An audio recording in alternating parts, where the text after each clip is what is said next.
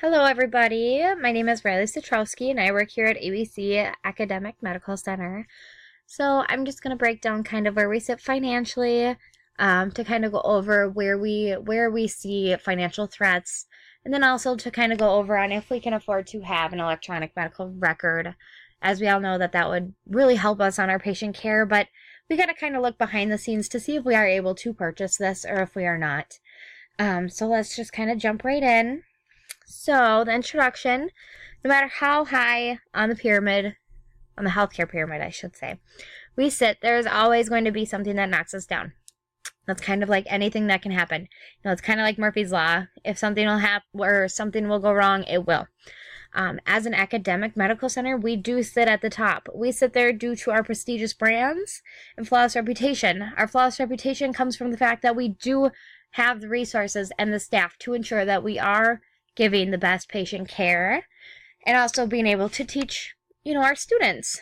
We want to be able to definitely teach. That way we can kind of ensure that healthcare is going to have a future at some point. No matter how prepared we are financially, financial threats, they'll always manage to catch up to us. Although we pose a more unique factor in what financial threats we do receive due to the fact that we are an academic center. At the end of the day, though, we're the same, just like every other healthcare facility. We're all going to have financial threats. Just, we're going to have different ones. As an AMC, we have financial threats every day. This includes the declining of reimbursements from insurance companies and suppliers. Next, the narrowing of healthcare exchange networks. In healthcare, we rely on one another for exchange of goods and patients. With this narrowing, it poses a threat just because we aren't going to have the resources that we would if we had that kind of relationship with other companies and other healthcare facilities. Lastly, the dwindling research funds. With being an academic center, we need to have the funds to continue teaching and building future medical employees. With that, we gotta have the resources to have the research done and to be able to ensure that our students are getting the best kind of material, I would say. With having these challenges, they cause us to kind of take a step back. It puts us back into perspective of what is going on financially within our center. A lot of people outside of the facility, they don't realize that healthcare associations do face fallbacks. Most assume that their insurance is covering all the costs, and there is no way a healthcare facility could struggle financially, especially with being a teaching facility. We pose more risk to lawsuits and other financial burdens that may strike. That being said, at the end of the day, it is students that are going to be practicing medicine within our facility. We just got to make sure that we're being more cautious when we're having them practice, or make sure that we have an extra set of eyes on them. Alrighty, so then next, we'll kind of go over our financial statements. At our company, we have seen our numbers increase remarkably. That's just kind of out there. We did learn that the more we spend, the more we make. Financially, in the past, we were not prepared for the growth in earnings, the increase of liabilities, and also the doubling of investment output. As this company continues to grow, we will learn to manage our money and our funds. Partnering with external companies will help us to save money and expand throughout the world. Financially, we are going in a positive direction, and we will continue to go that way. When running a business, we need to be aware of how to deal with the financial part of it. With that includes understanding different ratios that can impact how our reports look. But it also impacts the fact that with the ratios, we have the information readily available. We gotta make sure that we always have our finances kind of written down in a book somewhere. That way it's easily accessible if we were to run into something that wasn't expected, or if, let's say, our MRI machine broke down. Well, we need to be able to make sure that we can show that we can afford to replace it, or even fix it. With having the knowledge of all that, it'll make us more prepared. And that's kind of the only thing that we can do at this point, is just make sure that we're prepared for anything that's going to happen. We can't control anything really, so we just kind of put it all out there.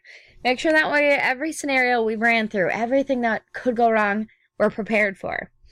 And with looking at these financial statements, you can see that we have really increased over the years, with our operational activities, our financing activities, and all of that fun jazz. That'll definitely show as we continue to grow and as we continue to do our yearly finances.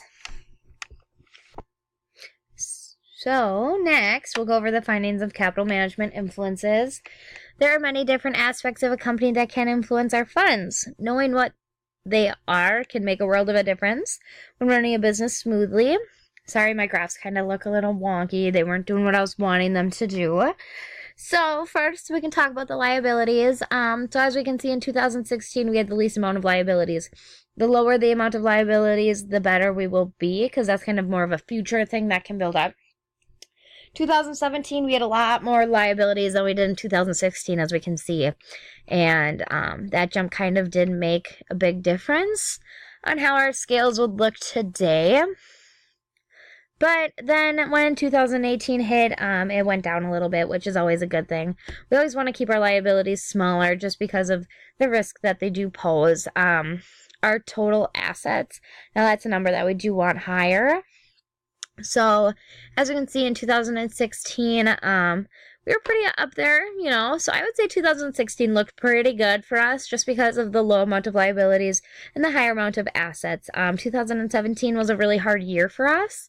As you can see, our assets were much lower and our liabilities were much higher.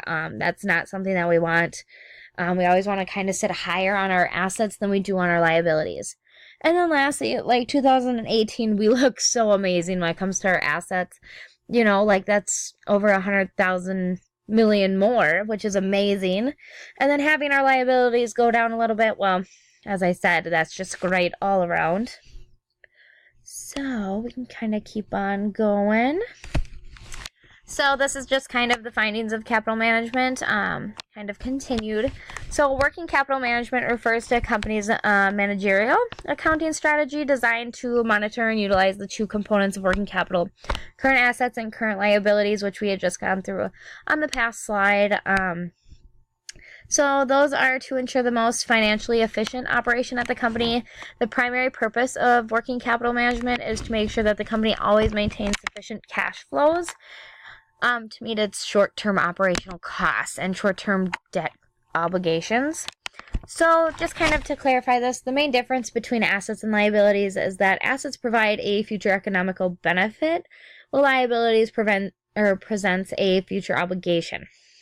Like I said, we want our assets high and our liabilities low. So, an indicator of a successful business is one that has a high proportion of assets to liabilities, since this indicates a higher degree of liquidity.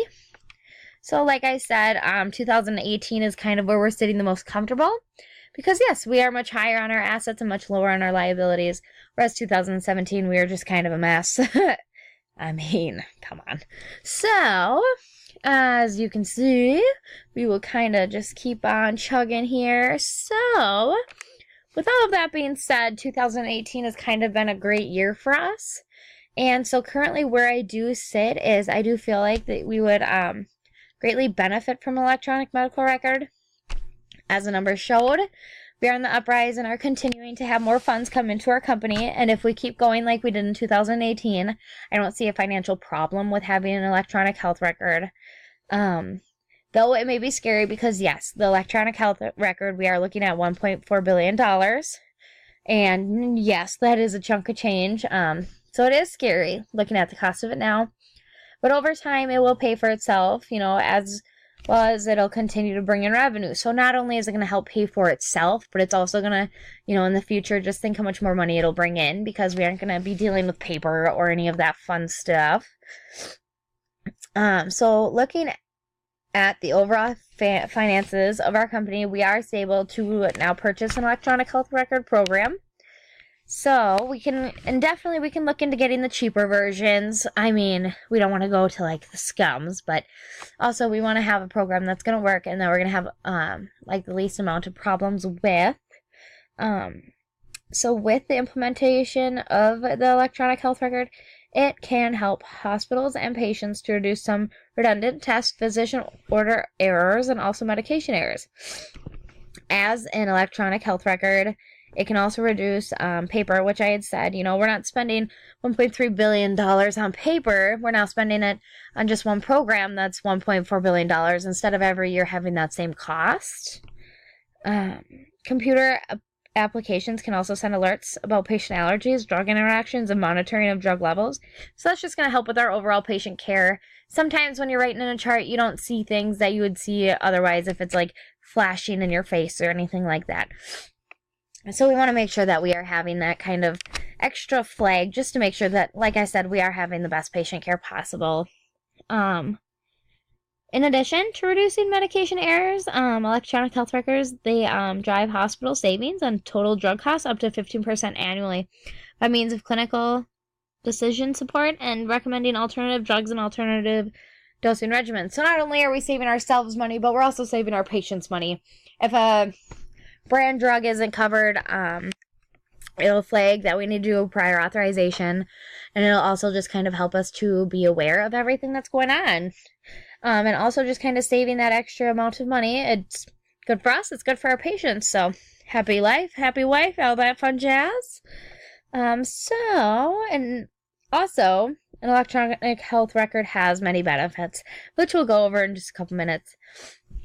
So with having the electronic health record, we have the resources to provide higher quality care, which will bring in more patients and also bring in more students.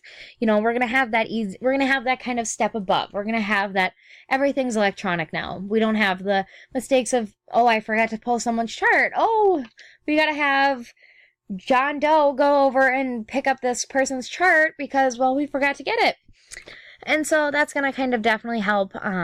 It is a very expensive purchase. It's going to freak anybody out, but it's going to bring in a lot more money in the long run.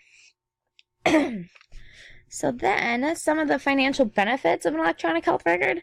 With the implementation of an electronic health record, it can help all of us reduce costs. I mean, like I went over in the last slide, we always want to be saving money, and we always want to be kind of making sure that nobody's spending extra money. But also just some basic things is the fact that it provides accurate, up-to-date, and complete information about patients at the point of care. You know, we have it at the snap of the finger. And also having the internet right there, that's going to help us out too, making sure that we're dosing correctly and all that fun stuff. Also, it'll enable quick access to patient records for more accurate or more coordinated, efficient care, and it will also improve patient and provider interaction and communication. You know, we're going to be able to have more face-to-face time with our patients because we're not going to be sitting there flipping through pages. So this will definitely help because we can all pre-chart a couple days ahead instead of having to go and find the charts and all that fun stuff. We just don't want to have that because nobody likes running around with like a chicken with their head cut off trying to find charts when we can have it all at the snap of a finger. And also, it'll help with communication throughout the entire clinic. The front desk checks them in. The nurses see that they're here, and they'll go and get the patient and room them for the provider to then go and see him, which I think is going to be very helpful because just because it's going to be more efficient for the entire clinic. And also, yes, it does pose a risk that what happens if the program fails. Well, like any system, there is going to be a flaw, but just making sure that we're prepared for those flaws is going to help. So at the end of it, I do believe that we are financially stable to purchase an electronic health record as the 2018 finances had shown.